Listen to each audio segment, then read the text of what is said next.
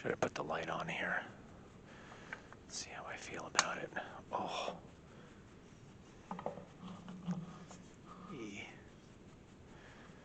Maybe that's okay. I don't know. You see me a little bit. I just don't. I hate shining into my face. Dude, it's been like every day's been a gray and dark day here. It's such a January. Like, it's unbelievable. So yeah, it's like no matter what, it feels like I'm just gonna be backlit. No matter what. It's just like, oh, can I just shine it up maybe? Does that help anybody? No. Can you deal with this for a little bit?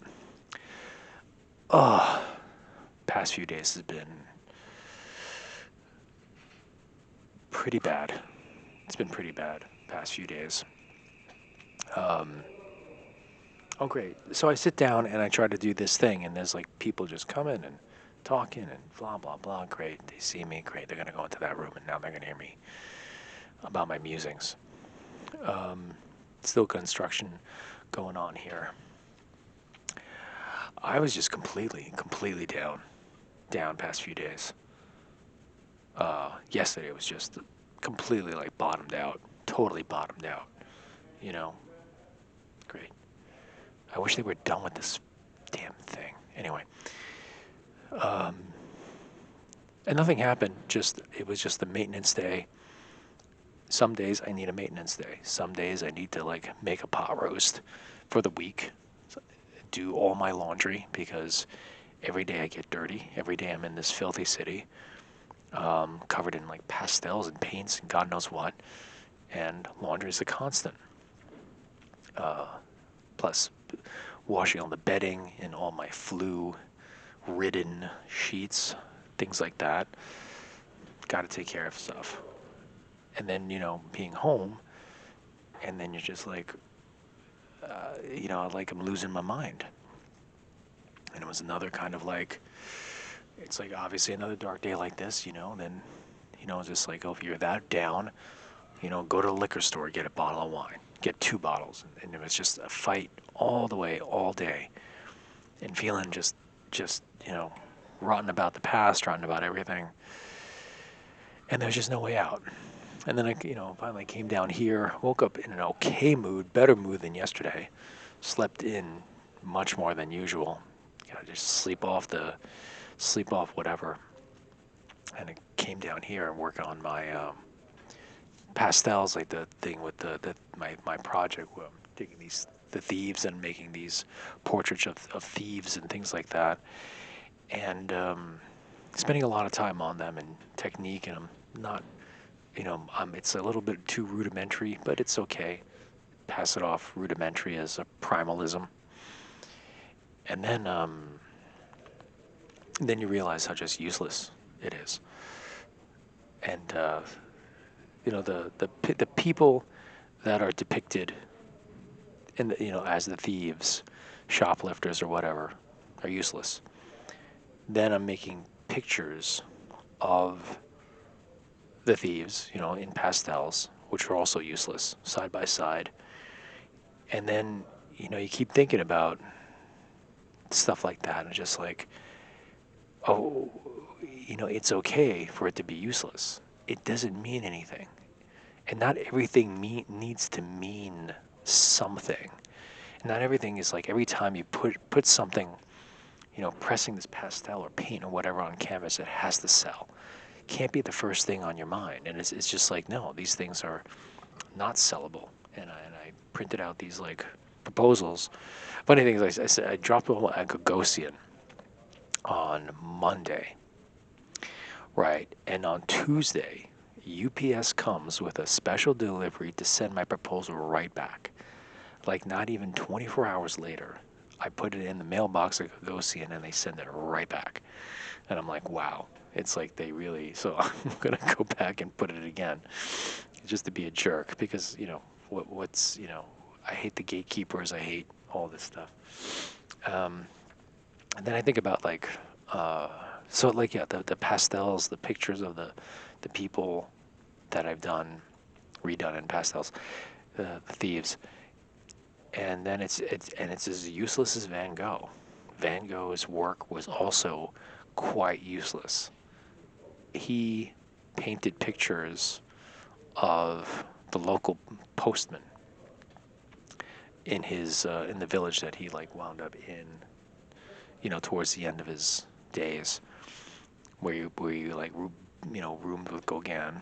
Um, then there's also one of his. He painted a portrait of his doctor, um, and then obviously he's done numerous amounts of like flowers and things like that. And imagine at his time, this was like obviously, you know, uh, maybe almost 150 years ago now.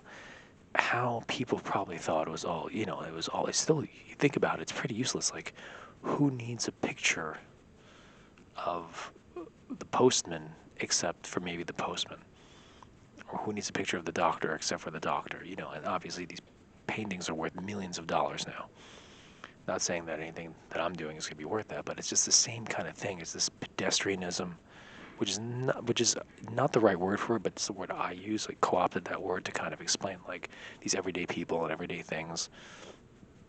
And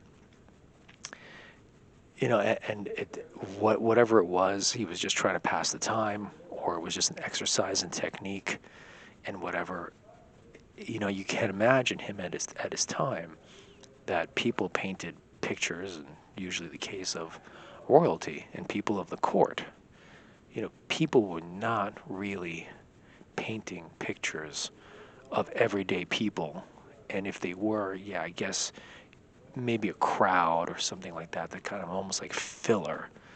But to pay such detail and attention to absolutely what anyone at that time would consider nobody, um, be like, oh, why are you wasting paint and canvas and time on these nobodies? And it's like, here I am too. It's just like, I feel like that's the same thing. It's just like, do you think honestly someone's going to go into a gallery and purchase a picture of somebody who, was accused of taking a photo of a shoplifter, an unintended portrait of a shoplifter, and redone, in a pastel work? Like, what value of that is to anyone at all? And I don't have an answer to that. But I just, but it's also that feeling of like, exactly. It's, life is pretty much a useless venture. Not I'm trying to be a pessimist or Nietzschean about it. It's just like, that's the truth. There is this useless um, prospect of it. Art for, you could paint a picture of a view. You could paint a picture of a celebrity. You could do a skyline or a bird or whatever have you, but 99% of the time it's absolutely pointless.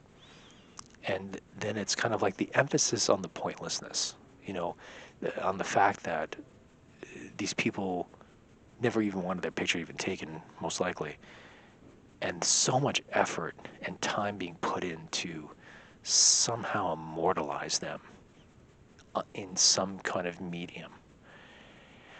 And then you think like, oh God, why don't you go for a walk or do something else? Look for a job or something, do something else with your life. But that's like the thing, it's if I sat there and consciously went through this process of like, well, here I'm going to paint this and whatever. Like this girl, God, it's already cutting out time. This girl, this gallery, maybe I mentioned it before. She painted. There was going to be a show, and she painted a picture of her dog, which is like, oh God, these girls with their dogs. Painted a picture of her dog, poodle, and she's like feeding her poodle like some sort of like dog latte. They have like lattes for dogs now or something like crazy. Ice cream for dogs. I don't know what is going on in this society anymore. And it's a picture of her hand outstretched, a painting, and her feeding her dog like some sort of dog latte. And she's like, oh, and in her mind, she's like pricing it like, oh, I'm going to sell this for, I think either she said 3,000 or 5,000. And I'm like, no one's going to buy a picture of your dog eating a latte for $5,000. I'm sorry. but it's like this thinking of like, you're already throwing out the price. You're already thinking about like whatever. And it's just like, I am at least honest with myself on the absolute uselessness of things. And that I'm not going to put a price tag on something that is, pretty much not sellable. But I'm trying to do the work and the technique. And these people are just like, they already try to put price tags on things that are not even like done or even sellable. So it's just weird. Anyway, man, time ran out on this one quickly. All right, enough with the light. Ugh.